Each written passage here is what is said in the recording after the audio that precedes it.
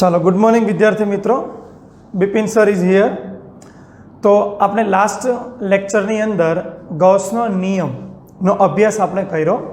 હવે આ ગૌસના નિયમના કેટલાક ઉપયોગો આજે આપણે શરૂઆત કરવાની છે। હવે બેટા ગૌસના નિયમના ઉપયોગો જો તમારે ખાસ मतलब ગૌસનો નિયમ એપ્લાય કરવાનો થાય ત્યારે યાદ એવું રાખો કે મોટે ભાગે સંમિત વિદ્યુતભાર વિતરણ शब्द है। सम्मित विद्युतभार वितरण मतलब ज्यां विद्युतभारनी कोई एवी सम्मिति के जे चौक्कस आकार बनावतुं होय तो एवी रचना एवी सम्मिति पर आपणे गॉसना नियमनी मददथी विद्युत क्षेत्र सरलताथी गणी शकीए। तो एमांनी एक सम्मिति गोठवणी आपणे पहेला अभ्यास करवानी छे, जेनुं नाम छे अनंत लंबाईना विद्युतभारी तार वडे उद्भवतुं विद्युत क्षेत्र। बेटा अनंत लंबाईनो तार એટલે એવો તાર કે જ્યાં આપણે પૂરેપૂરો વિદ્યુતભારિત તારની આસપાસ ઉદ્ભવતું વિદ્યુત ક્ષેત્ર આપણે મેળવવાનું છે। બેટા એક વસ્તુ ધ્યાન રાખો, અનંત લંબાઈનો તાર, પહેલાં તો અનંત લંબાઈ વાસ્તવમાં આપણે એવું વિચારતા હોય કે ખૂબ મોટી લંબાઈ જેનો અંત નથી। ખરેખર અનંત લંબાઈનો તાર મતલબ કે આપણે જે બિંદુએ ગણતરી કરીએ છીએ એટલે રેફરન્સ પોઈન્ટ સંદર્ભ બિંદુ ए बिंदु आ तारनी खूब ज नजीक आपणे जो धारीए तो आपेलो तार लीधेलो आ तार ए आपणा माटे अनंत लंबाईनो तार गणाय। तो आवा तार द्वारा आपणे कोई एक बिंदु पासेनुं विद्युत क्षेत्र मेळववुं छे ने जे बिंदु में बताव्युं छे पी, जे तारथी आपणे धारो के लंब आर अंतरे धारेलुं छे।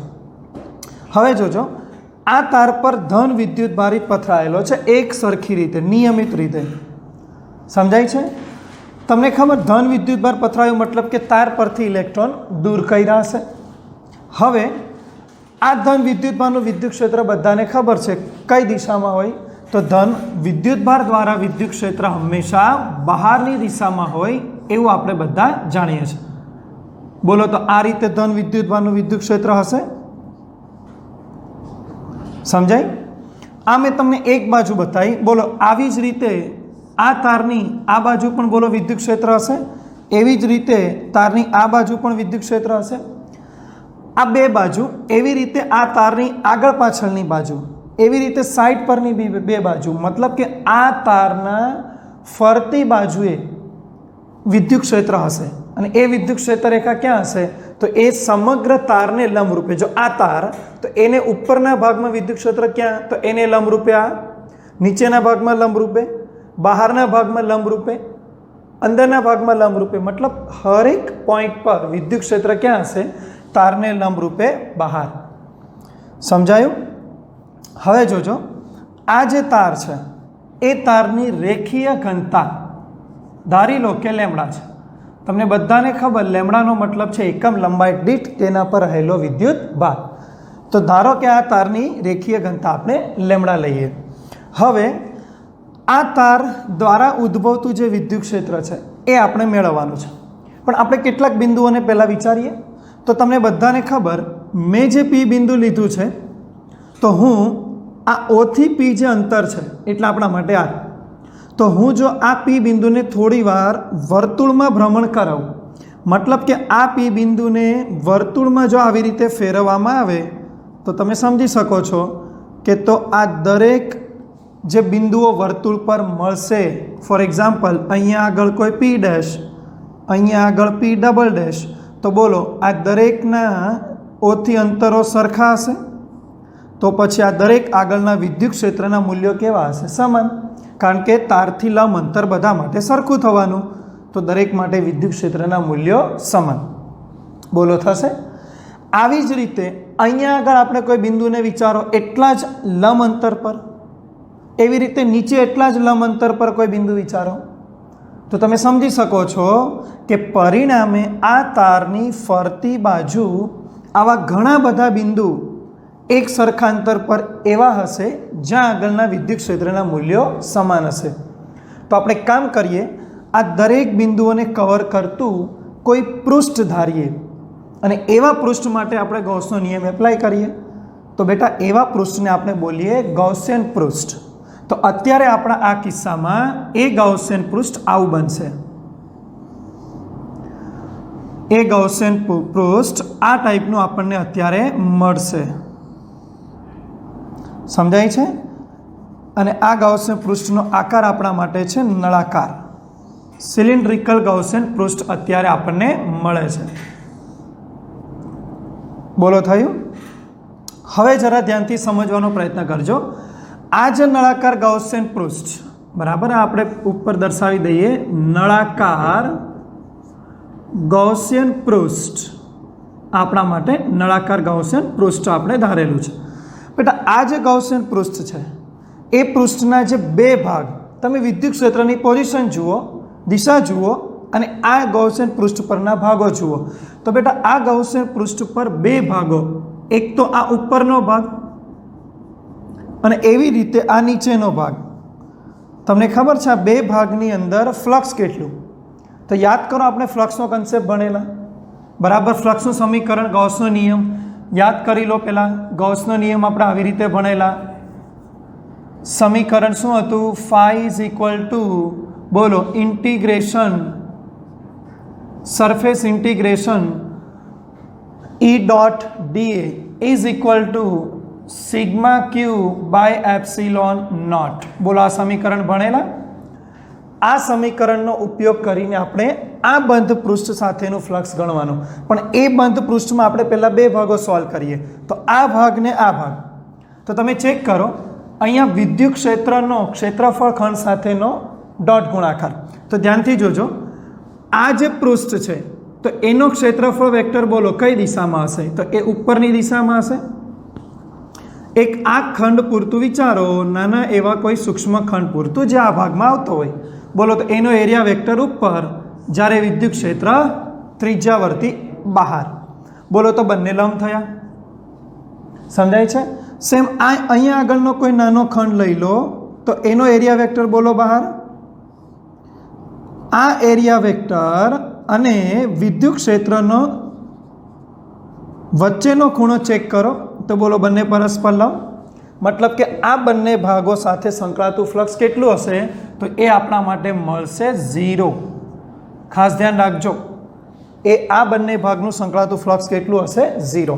ચલો આપણે પહેલાં અહીંયા આગળ મેં આકૃતિનું વર્ણન લખતો નથી, પણ આપણે જે દર્શાવ્યું છે એને એકવાર ફરીથી બતાવી દઉં.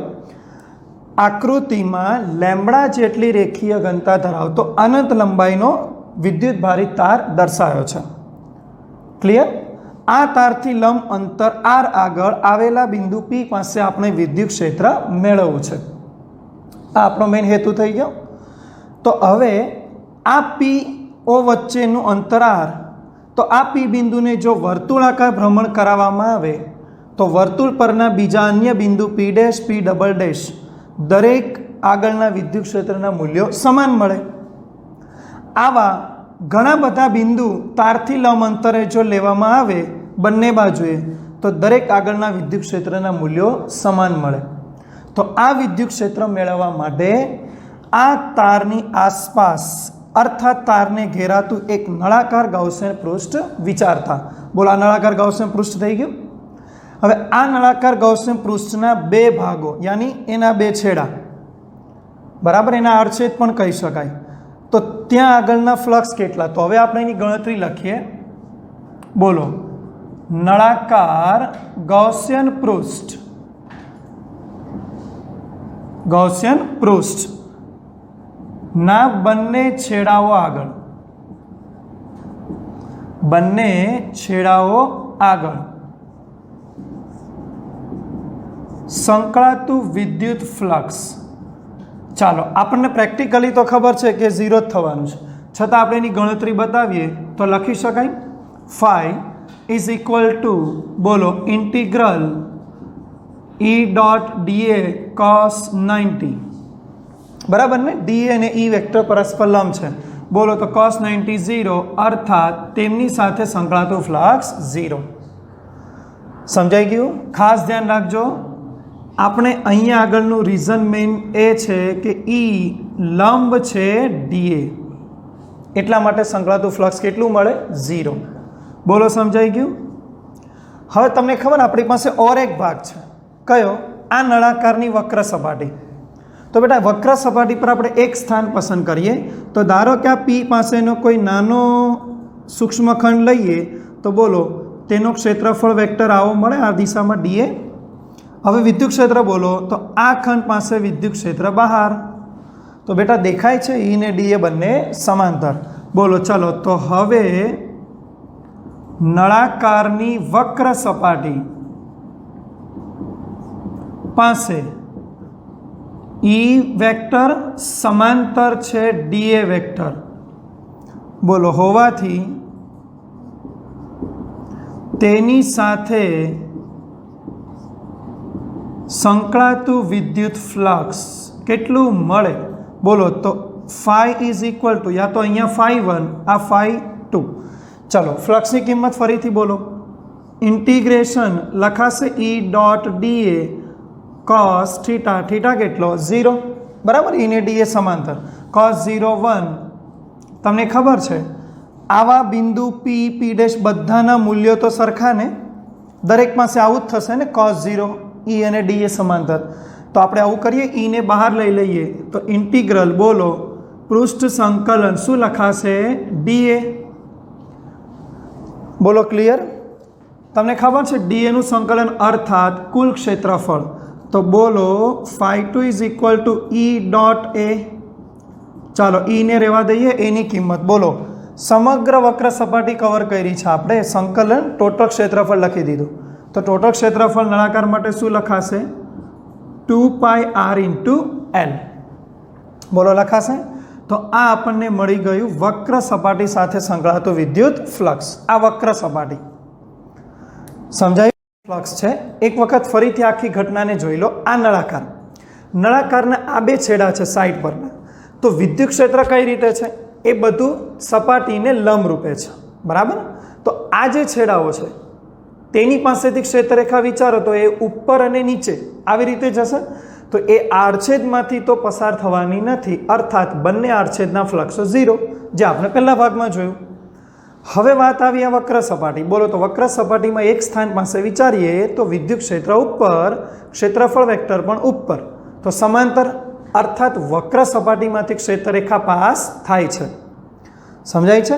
આ બેટા કેવો એક ચિત્ર બનશે જાણે કે પેલું બ્રશ આવે આપણે બરાબર, દાંતાવાળું બધી દિશામાં જે વર્તુળાકાર જે આપણે બોટલ સાફ કરવા માટે અંદરની બાજુ મૂકતા હોય બરાબર, એવું બ્રશ જેવું ચિત્ર બનશે, બધી દિશામાં વિદ્યુત ક્ષેત્ર. સમજાયું? તો બેટા આપણા વક્ર સપાટીનું ફ્લક્સ કવર થશે જે કેટલું ઈ ઇન્ટુ 2πr એલ. બોલો ક્લિયર?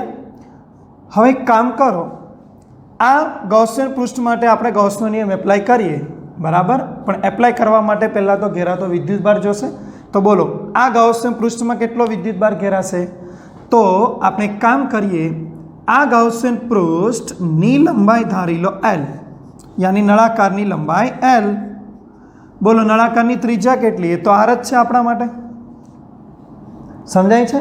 ચલો બોલો તો આપણી પાસે આ ગૌસિયન પૃષ્ઠમાં કેટલો વિદ્યુતભાર હશે? તો મેથેમેટિકલ આવું બનાવ, એકમ લંબાઈ દીઠ વિદ્યુતભાર ક્યુ મતલબ કે લેમ્ડા. તો એલ લંબાઈ પરનો વિદ્યુતભાર કેટલો? બોલો તો આવું લખાશે, અહીં નળાકાર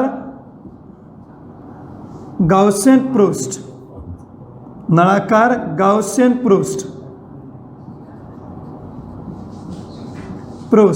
વડે ઘેરાતો વિદ્યુતભાર. ચાલો એ વિદ્યુતભાર આપણે ગણવાનો છે. તો કેવી રીતે ગણશું? બોલો તારની એકમ લંબાઈ દીઠ વિદ્યુતભાર કેટલો? તો લેમ્ડા. બોલો માટે એલ લંબાઈ દીઠ વિદ્યુતભાર કેટલો? બોલો તો આપણને આ વિદ્યુતભાર ટોટલ કેટલો મળશે? Lambda into L. સિગ્મા ક્યુ આપણે સિમ્બોલ આપ્યો છે, ઘેરાતો કુલ વિદ્યુતભાર, તો is equal two lambda into L. ચલો બેટા તો ઘેરાતો વિદ્યુતભાર તૈયાર, કુલ ફ્લક્સ તૈયાર. તો ગૌસનો નિયમ એપ્લાય કરી દઈએ. ચલો માટે શું લખાશે? ગૌસનો નિયમ, ગૌસના નિયમનું સમીકરણ યાદ કરો તો લખાશે ફાઈ ટોટલ ફ્લક્સ ઘેરાતો વિદ્યુતભાર ભાગ્યા એપ્સિલોન. ફ્લક્સની કિંમત આપણે લઈ આવ્યા છે, બોલો E into twice pi r l is equal to sigma q बोलो lambda l by epsilon l cancel out तो ई इज इक्वल टू शू answer lambda upon twice pi epsilon into r. समीकरण ने एक और फॉर्म में लखाशे E is equal to बेटा ऊपर नीचे 2 मल्टीप्लाई कर दो तो नीचे 4 पाई एप्सिलॉन थशे 1/4 पाई एप्सिलॉन अर्थात के तो लखी शकाय 2 के लेमड़ा बाय आर लखाय। तो बेटा अपना आ अनंत लंबाईनो तार આપણે વાત કરી કે આ તારની લંબાઈ ખૂબ જ વધારે છે પણ આપણે વધારે લંબાઈ ન લેતા પરિમિત એલ લંબાઈની મદદથી આપણે આ ગણતરી કરી પણ સમીકરણ તો એલથી સ્વતંત્ર છે મતલબ કે આ તાર પર આસપાસ કોઈ પણ બિંદુ પાસે તમે વિદ્યુત ક્ષેત્ર ગણશો તો એ તમને આ જ મળશે 2k લેમ્બડા બાય આર। બેટા આને સદિશ સ્વરૂપે ગણવાનું થાય તો જો આને તમારે સદિશ સ્વરૂપે લખવું હોય तो लखाशे vector E is equal to lambda upon 2 pi epsilon r into n cap. N generally आपणे बोलीए छे नॉर्मल मतलब के लंब एटले आ तारनु विद्युत क्षेत्र क्या है तारने लंब एटले लंब दिशामांनो एकम सदिश दर्शावशे। याद राखो ज्यां एन कैप तारने लंब એવું પણ લખી શકાય ત્રિજ્યાવર્તી દિશામાંનો એકમ સદિશ છે। બોલો રેડી ક્લિયર। અચ્છા બેટા એક ઓર વસ્તુ સમજવા જેવી આ તાર પરનો વિદ્યુતભાર આપણે ધન લીધો છે ધન વિદ્યુતભાર હોવો એટલે તમે સમજી શકો છો કે લેમ્બડા આપણા માટે ગ્રેટર ધેન 0 બનશે એકમ લંબાઈ દીઠ વિદ્યુતભાર ધન। तो आ पोजिशन में मळतुं विद्युत क्षेत्र पण आपने धन हशे अर्थात त्रिज्यावर्ती बहार तरफ हशे तारथी केवुं बहार तरफ अने जो लेमड़ा नेगेटिव हशे अर्थात लेस देन 0 तो ए विद्युत क्षेत्र पण ऋण मळशे जे गणाशे लंब रीते तारने अंदर तरफ। समझाय छे आपणे भणी गया छे धन विद्युतभारनुं क्षेत्र बहार ऋण विद्युतभारनुं क्षेत्र अंदर। बोलो तो आ रीते आपणने मळी शके समझाई गई मारी बात। खास समझवा जेवी बात बेटा आ छे अंतर साथेनो तेनो संबंध जाणो छो ई अने आर नो संबंध छे व्यस्त प्रमाण बराबर एक घातना व्यस्त प्रमाणमां आप्युं छे। बेटा याद करो आपणे बिंदुवतनुं विद्युत क्षेत्र भण्या तो ए तो वर्गना व्यस्त प्रमाणमां डायपोल में अंतरना घनना व्यस्त ज्यारे सुरेख अति लांबा तार माटे विद्युत क्षेत्र केटलुं छे मात्र आरना व्यस्त प्रमाण में। समझाय छे मारी बात रेडी। हवे हूँ तमने आनी थोड़ी एक माहिती आपी दऊं कि आ विद्युत क्षेत्र केवी रीते अंतर साथे आधारित छे पण ए आरना एक घातना व्यस्त प्रमाण में छे। जो ध्यानथी समझो आपणे तार थी आ बिंदु पासेनु विद्युत क्षेत्र लावવું છે तो बोलो आ આગળનું बिंदु એ આપણા માટે એના પરનો વિદ્યુતભાર તો બિંદુવત થઈ ગયું मतलब કે એને લીધે અહીંયા આગળનું વિદ્યુત ક્ષેત્ર જાણે કે 1/r² મુજબ બદલાવવું જોઈએ કારણ કે આ બિંદુવત આપણે ગણીએ છીએ। તો તમને ખબર છે આ જ વખતે આ સાઇડ પરના વિદ્યુતભારોની વિદ્યુત ક્ષેત્રની અસર પણ બોલો અહીંયા વર્તાતી હશે तो एने परिणामे आ विद्युत क्षेत्रनी असर वળી पाછી वधी जशे अर्थात आ बिंदु पासेनुं विद्युत क्षेत्र ए आपणा माटे केवुं हशे आरना व्यस्त प्रमाणमां मतलब के बिंदुवतमां जेटलो घटाडो थशे अंतर साथे एटलो तार द्वारा उद्भवता विद्युत क्षेत्रमां नहीं थाय। समझाय छे क्लियर। तो अनंत लंबाईना तार द्वारा उद्भवतुं विद्युत क्षेत्र आपने आ रीते मळशे। समीकरण खूब ज इम्पोर्टंट है बेटा तमारे खास याद राखवानुं छे न्यूमेरिकली तमने काम आवशे। समझाय छे। अने आवो ज एक एक्जाम्पल दाखलो स्वाध्यायनी अंदर अनंत लंबाईना तार माटे आपणे फरीथी गणवानो थशे पण ए वखते आ क्लियरिटी आपणे करवानी छे के गॉसना नियमनी मददथी विद्युत क्षेत्र ए आपणा माटे गणવું आसान छे पण આપણે આ જ બાબતને જો કુલમના નિયમથી ગણીએ તો આપણા માટે એ કાઉન્ટિંગ કેવું બને છે એ આપણે વિગતવાર દાખલાની અંદર ભણશું। બોલો આટલે સુધી બધાને ખબર પડી ગઈ? તો હવે આ પહેલો ઉપયોગ, પહેલી સંમિત રચના જેની અંદર આપણે ફ્લક્સ ગૌસનો નિયમ ઉપયોગ કરીને વિદ્યુત ક્ષેત્રની ગણતરી કરી. હવે આપણે આ જ રીતે એક બીજી સંમિતિનો અભ્યાસ કરવાનો જેનું નામ છે અનંત વિસ્તાર. અનંત વિસ્તારનું વિદ્યુત ભારિત સમતલ અને એ સમતલની આસપાસ ઉદ્ભવતું વિદ્યુત ક્ષેત્ર.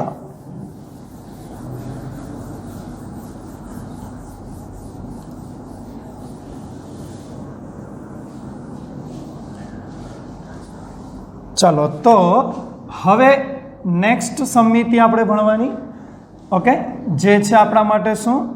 અનંત વિસ્તાર ના વિદ્યુત ભારિત સમતલ.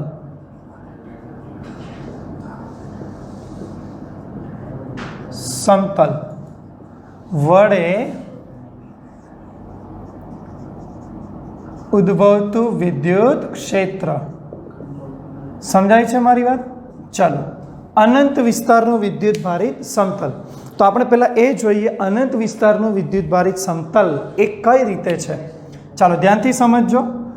તો આપણી પાસે એક અનંત વિસ્તારનું વિદ્યુત ભારિત સમતલ એ આ પોઝિશનમાં આપણે રાખેલું છે, બરાબર?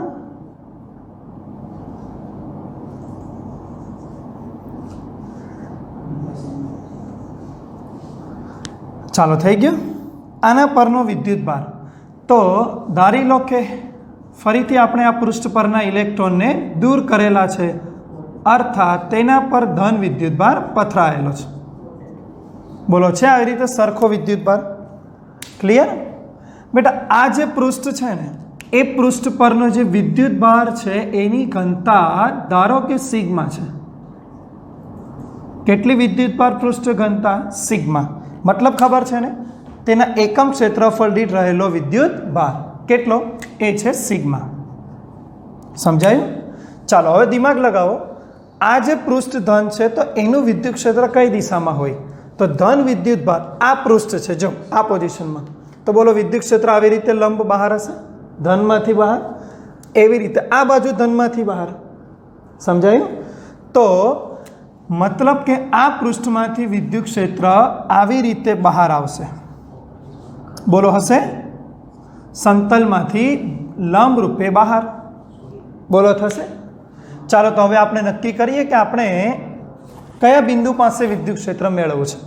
તો આપણે અહીંયા આગળ ધારી લઈએ કે આ જે સમતલ છે એ સમતલથી લંબ કોઈ અંતર r લઈ લઈએ, ઓકે, અને અહીંયા આગળનો આપણું કોઈ બિંદુ આપણે ધારીએ P. સમજાયું? આવું અહીંયા પણ વિચારી શકાય. આ સમતલથી લંબ રૂપે આ બાજુ એટલા જ અંતર પર કોઈ બિંદુ P ડેશ. બોલો તો આપણે આવા બિંદુઓ પાસેનું વિદ્યુત ક્ષેત્ર મેળવવું છે. સમજાય મારી વાત?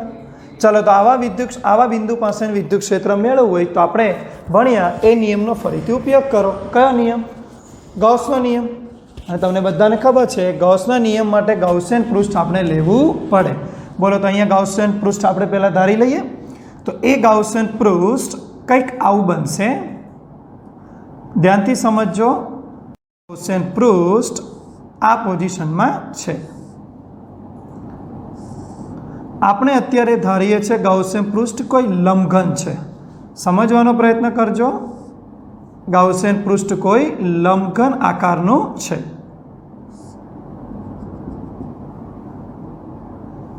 રાઈટ? બંને બાજુના બિંદુને કવર કરતો. બોલો સમજાયું? હવે થોડો ઓર એનો પરફેક્ટ જો આકાર આપણે બતાવીએ તો એ લંબઘન થશે આવી રીતે. બોલો સમજાઈ ગયું? આ એનો લંબઘન ભાગ. ચાલો ક્લિયર છે ને? આટલું સમજાય છે ને બધાને? તો આ લંબઘન ગૌસિયન પૃષ્ઠ. હવે બેટા આ જે આડછેદ છે એ આડછેદનું ક્ષેત્રફળ ધારી લો કોઈ એ. તો સ્વાભાવિક છે આ આડછેદ જે અહીંયાનું બનશે એનું ક્ષેત્રફળ પણ એ જ આવશે. બોલો સમજાયું? હવે તમને બધાને ખબર છે આ પોઝિશનમાં જે આપણું ગૌસિયન પૃષ્ઠ છે, જો આ છે આપણા માટે લંબઘન ગૌસિયન પૃષ્ઠ. બોલો આ પોઝિશનમાં આ ગૌસિયન પૃષ્ઠમાં કેટલા ભાગોમાં ફ્લક્સ કવર થશે? તો તમે લોકો પહેલાં મને એ કહો, કયા ભાગમાં ક્ષેત્રરેખા કેવી રીતે પાસ થશે? તો જો ધ્યાનથી સમજજો. આ આડછેદ વિચારો. તો બોલો ધન સમતલ છે એટલે ધનની ક્ષેત્રરેખા બધી બહાર. તો બોલો આ ભાગમાંથી વિદ્યુત ક્ષેત્ર આમ બહાર આવશે. આ ભાગ માટે વિચારો. બોલો તો એમાંથી વિદ્યુત ક્ષેત્ર આવી રીતે બહાર આવશે. સમજાય છે ને મારી વાત? આવી રીતે વિદ્યુત ક્ષેત્ર બહાર આવશે. બોલો ક્લિયર? ઓકે. હવે કહેજો હા, આ બંને પૃષ્ઠમાંથી ક્ષેત્રરેખા બહાર આવી અર્થાત આ બંને ભાગોમાં ફ્લક્સ આવશે. બેટા આ ફરતી જે આ વર્તુળાકાર ભાગ છે, આ વર્તુળાકાર તો નહીં પણ આમ લંબઘનની જે આ ફરતો ભાગ, તો આ ભાગમાં ફ્લક્સ કેટલું? તો 0. આ ભાગની અંદર ફ્લક્સ નહીં મળે. બોલો કેમ એવું ફ્લક્સ એ ભાગમાં 0? કારણ કે એ ભાગોમાં પૃષ્ઠ ક્ષેત્રફળ સદિશ લંબ રૂપે આમ હશે અને વિદ્યુત ક્ષેત્ર વેક્ટર આ બાજુ છે, તો બે લંબ થશે અને લંબ ભાગોમાં આપણને ખબર છે ફ્લક્સ 0, ગાણિતિક 0. પ્રેક્ટિકલી વિચારો તો ક્ષેત્રરેખા સ્પર્શીને જાય છે જો ઉપરના ભાગમાંથી આવી રીતે, અર્થાત ત્યાં આગળ ફ્લક્સ કવર નહીં થાય. બોલો આટલી વાત ખબર પડી? ચાલો તો પહેલાં આકૃતિનું વર્ણન હું વળી પાછું એક વખત બોલું છું. આકૃતિમાં સિગ્મા પૃષ્ઠ ઘનતા ધરાવતું વિદ્યુત ભારિત અનંત વિસ્તારનું સમતલ દર્શાવેલું છે. આ સમતલની બંને બાજુએ વિદ્યુત ક્ષેત્ર લંબ રૂપે, સમતલથી લંબ રૂપે બહારની દિશામાં છે. તો આપણે સમતલથી લંબ અંતરે આવેલા કોઈ બિંદુ P પાસે, એવી જ રીતે બીજી બાજુના કોઈ બિંદુ P' પાસે ના વિદ્યુત ક્ષેત્ર મેળવવાના છે. તો આ માટે આ બિંદુને ઘેરાતા એક લંબઘન ગાઉસિયન પૃષ્ઠને ધ્યાનમાં લેતા આ ગાઉસિયન પૃષ્ઠના બંને એ આડછેદવાળા ભાગોમાં ફ્લક્સ મળે છે, જ્યારે ફરતી બાજુના ભાગોમાં ફ્લક્સ મળતું નથી કારણ કે એ ભાગોમાં ક્ષેત્રરેખા સપાટીને સમાંતર છે. બોલો સમજાય છે વાત?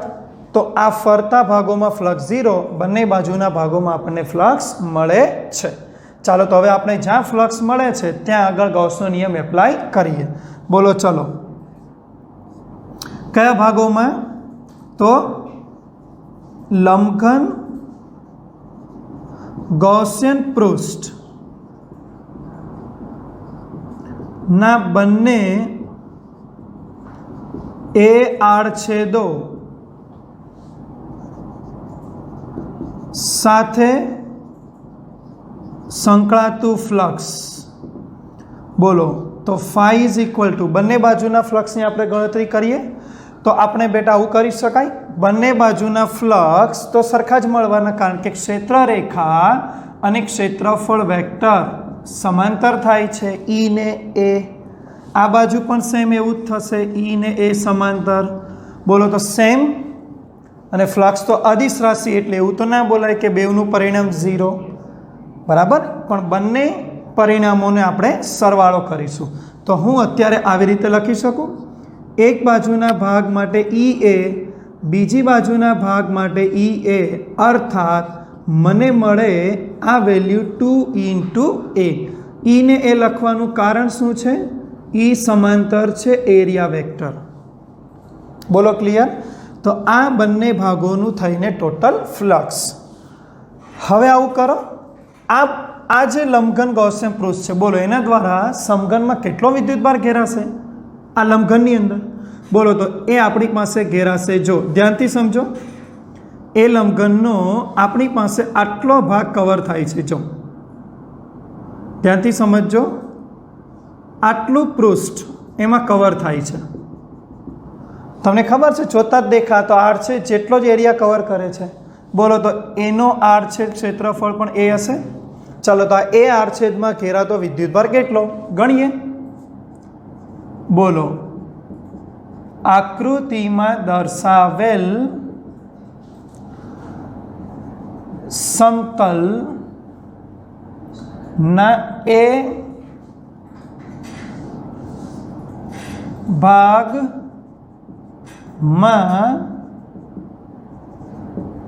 ગૌસિયન પૃષ્ઠ દ્વારા ઘેરાતો વિદ્યુતભાર બોલો કેટલો હશે? તો એ વિદ્યુતભાર આવી રીતે ગણી શકે, એકમ ક્ષેત્રફળ દીઠ કેટલો વિદ્યુતભાર સિગ્મા, તો એ આરછેદ માટે કેટલો બોલો? તો આપણે આવું લખી શકાય, એકમ ક્ષેત્રફળ દીઠ વિદ્યુતભાર એટલે સિગ્મા પૃષ્ઠ ઘનતા, તો એ આરછેદમાં કેટલો વિદ્યુતભાર મળે? તો આન્સર કેટલો મળશે? સિગ્મા કી અને ટોટલ વિદ્યુતભાર સ્મોલ સિગ્મા ઇન્ટુ એ બોલો થશે. ચાલો હવે ગૌસનો નિયમ એપ્લાય કરી દઈએ. બોલો માટે ગૌસનો નિયમ શું લખાશે? ફાઈ ઇઝ ઇક્વલ ટુ બોલો total flux 2 EA is equal to ઘેરાતો વિદ્યુતભાર એટલે sigma q pi epsilon naught. ચાલો 2 EA મેં ટોટલ ફ્લક્સ મૂકેલું છે અગાઉથી, સિગ્મા ક્યુની કિંમત small sigma A by epsilon બોલો એક આન્સર. તો વિદ્યુત ક્ષેત્ર કેટલું મળે? Sigma by 2 epsilon 0. બેટા આને સદિશની રીતે જો લખવાનું થાય તો સદિશ રૂપે જો લખવાનું થાય તો વેક્ટર E બરાબર sigma by 2 epsilon into N cap. આ એન કેપ શું છે? એ બેટા સમતલને લંબ બહારની દિશામાંનો એકમ સદિશ છે. યાદ રાખજો, એન કેપ સમતલને લંબ બહારની દિશામાંનો એકમ સદિશ. સમજાયું? આ એકમ સદિશ એન કેપ નોર્મલ. રેડી? સૌથી મહત્વની વાત તમે જોઈ હશે, અહીંયા અંતરથી સ્વતંત્ર છે. વિદ્યુત ક્ષેત્રની તીવ્રતા અંતર પર આધારિત નથી. મતલબ કે સમતલથી તમે બંને બાજુ કોઈ પણ અંતર પર ઊભા રહો, દરેક બિંદુ પાસેનું વિદ્યુત ક્ષેત્ર મૂલ્ય સરખું જ હશે, એટલે અંતર પર આધારિત નથી. સમજાય? અચ્છા, હવે ઓર એક વાત, સૌથી મહત્વની વાત સમજો.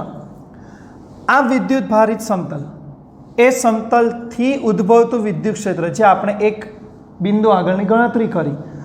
હવે ખરેખર વિદ્યુત ક્ષેત્ર દરેક માટે અંતર પર આધારિત હોય જ. વાતને સમજો, વિદ્યુત ક્ષેત્ર ખરેખર અંતર પર આધારિત હોય જ, તીવ્રતા અંતર પર આધારિત હોય જ દરેક માટે. પણ અહીંયા આગળનું કેમ આવું કારણ છે કે અંતર પર આધારિત? આપણને એવું દેખાય છે ગાણિતિક રીતે કે વિદ્યુત ક્ષેત્ર અંતરથી સ્વતંત્ર છે. તો એની પાછળનું રીઝન કંઈક આવું છે કે આપણે બેટા આ સમતલ, હવે માનો કે સમતલથી નજીક આપણે ઊભા છે, તો આપણા માટે સમતલમાં ઘેરાતો વિદ્યુતભાર એ અમુક મર્યાદામાં હશે. જ્યારે આપણે સમતલને અવલોકન કરીએ તો આપણે જે સ્થાન આગળ ઊભા છે ત્યાં આગળની તીવ્રતા કયા વિદ્યુતભાર માટે હશે? જેટલો વિદ્યુતભાર એ આપણા ભાગ નજર સામે ઘેરાય છે, તો એના દ્વારા અહીંયા વિદ્યુત ક્ષેત્ર આપણને મળે. હવે માનો કે આપણે દૂર જઈએ, સમતલથી દૂર, તો અંતર વધે એટલે વિદ્યુત ક્ષેત્ર ઘટવું જોઈએ. પણ એ પોઝિશનમાં સમતલ પરનો વિદ્યુતભાર જે આપણા અવલોકનમાં આવશે શું થશે? વધી જશે. તો સમતલ પરનો વિદ્યુતભાર જો અવલોકનમાં વધી જાય તો પરિણામી તીવ્રતા એ બિંદુ પાસે પાછી વધી જાય. એટલે અંતરને લીધે ઘટવાની તૈયારી, પણ એ આ વિદ્યુતભારોનો વધારો શું કરે છે? વિદ્યુત ક્ષેત્ર ઘટવા નથી દેતું. અર્થાત એ દરેક સ્થાન પાસે વિદ્યુત ક્ષેત્રનું મૂલ્ય જળવાઈ રહેશે. એટલે આપણે બોલી શકીએ કે અંતરથી સ્વતંત્ર છે. સમજાયું આટલી વાત? તો અનંત વિસ્તારના સમતલ માટે વિદ્યુત ક્ષેત્રની બાબત તમારે આટલું ખાસ યાદ રાખવાનું છે. થિયરિકલ આટલી સાબિતી તમારે એમાં આપવાની છે. સમજાઈ ગયું? હવે બેટા આના છે ને કેટલાક પ્રશ્ન જે પરીક્ષા લક્ષી બોર્ડની પરીક્ષામાં સામાન્ય રીતે પૂછાતા હોય તો એ પણ તમે જોઈ લો. સામાન્ય આ ટોપિકના MCQ કેવા પૂછાય? તો આવું તમને પૂછાઈ શકે કે તમે સમતલથી 5 મીટર અંતર પર છો, પહેલું અંતર આપેલું છે 5 મીટર, તો ત્યાં આગળની વિદ્યુત ક્ષેત્રની તીવ્રતા 2 ન્યૂટન પર કુલમ છે. તો સમતલથી તમે 20 મીટરના અંતર પર જતા વિદ્યુત ક્ષેત્રના મૂલ્યમાં થતો ફેરફાર કેટલો? વિદ્યુત ક્ષેત્રના મૂલ્યમાં થતો ફેરફાર કેટલો? તો મોટા ભાગે બધા એવું વિચારશે કે વિદ્યુત ક્ષેત્ર અંતર પર આધારિત નથી એટલે અચળ. તો આપણા માટે બધા આન્સર શું કરશે કે 5 મીટર પર 2 ન્યૂટન પર કુલમ તીવ્રતા છે તો 20 મીટર પર પણ એટલી જ તીવ્રતા. પણ બેટા આપણને સવાલ સમજવાનો છે, ફેરફાર પૂછ્યો છે, તો આપણા માટે આન્સર હશે 0, કારણ કે વિદ્યુત ક્ષેત્ર તો અચળ છે. એટલે તમે 5 મીટર પરથી 20 મીટર પર કે 50 મીટર પર જવાથી વિદ્યુત ક્ષેત્રની તીવ્રતા તો એટલી જ રહેશે, અર્થાત ફેરફાર જ નથી થતો. એટલે એનો ફેરફાર કેટલો હશે? 0. આ સિવાય આવું પણ તમારે ધ્યાન રાખવાનું કે તમને બે આવા સમતલો આપી દેશે, આવા વિદ્યુત ભારિત સમતલ. ધારો કે પ્લસ સિગ્મા વાળું એક સમતલ, એને સમાંતર બીજું એક પ્લસ સિગ્મા ધરાવતું સમતલ. હવે પ્રશ્ન એ છે કે તેમના વચ્ચેના કોઈ બિંદુ અને બાજુના બે બિંદુ સાઈડ પર, તો બોલો આ સ્થાન આગળના વિદ્યુત ક્ષેત્ર કેટલા? તો આવી રીતે તમારે આની ગણતરી કરવાની. આ સમતલ દ્વારા વિદ્યુત ક્ષેત્ર આ દિશામાં σ/2 એપ્સિલોન. બોલો આ ધન, તો એનું વિદ્યુત ક્ષેત્ર બહાર એ પણ σ/2 એપ્સિલોન. તો બંને વિરોધી વેક્ટર, તો વિરોધી માટે શું કરાય? બાદબાકી. તો આનું પરિણામ વિદ્યુત ક્ષેત્ર કેટલું મળે? વચ્ચેના ભાગમાં 0. આ બાજુના ભાગની ગણતરી કરો તો ધનમાંથી ક્ષેત્ર રેખા બહાર એટલે σ/2 એપ્સિલોન. આ ધન માટે વિચારો તો એ બિંદુ પાસેથી ધન માટેની ક્ષેત્ર રેખા બોલો એ બહાર જ આવશે, આવી રીતે σ/2 એપ્સિલોન. તો એક દિશાના સદિશ, તો પરિણામ σ/એપ્સિલોન, મતલબ સરવાળો. /2 1 થશે ને. અચ્છા, આ બાજુના પોઈન્ટ પર બોલો તો ધનમાંથી ક્ષેત્ર રેખા બહાર એટલે σ/2 એપ્સિલોન. આ ધનમાંથી ક્ષેત્ર રેખા એ સ્થાન આગળ લંબાવો તો બહાર σ/2 એપ્સિલોન. બોલો એક દિશાના બે વેક્ટર, તો પરિણામ σ/એપ્સિલોન. મતલબ બંને આજુબાજુના બિંદુના ક્ષેત્ર સરખા અને વચ્ચેના ભાગમાં પરિણામ કેટલું છે? 0. બોલો ખબર પડી? આવી રીતે તમને બંને ઋણ સમતલ આપીને પૂછાય, આવી રીતે એક ધન એક ઋણ આપીને પૂછાય, બંને સિગ્મા જુદી જુદી આપીને પૂછાય. એટલે આ ટાઈપના તમને કોઈ પણ પ્રશ્ન પૂછાય, તમારે આવી રીતે પહેલાં શું કરવાનું? એ સમતલનો તીર ક્ષેત્ર દિશા બતાવો. એ બતાવ્યા પછી એ જો વેક્ટર એક દિશામાં આવે તો સરવાળો કરો, વિરોધી વેક્ટર આવે તો બાદબાકી કરો. સમજાઈ ગયું? તો આ રીતે તમારે કોઈ પણ સમતલ માટેના વિદ્યુત ક્ષેત્ર તમે ગણી શકો. બોલો ખબર પડી ગઈ? જરૂરી બાબતને નોટની અંદર રાઇટ ડાઉન કરજો. Okay, thank you.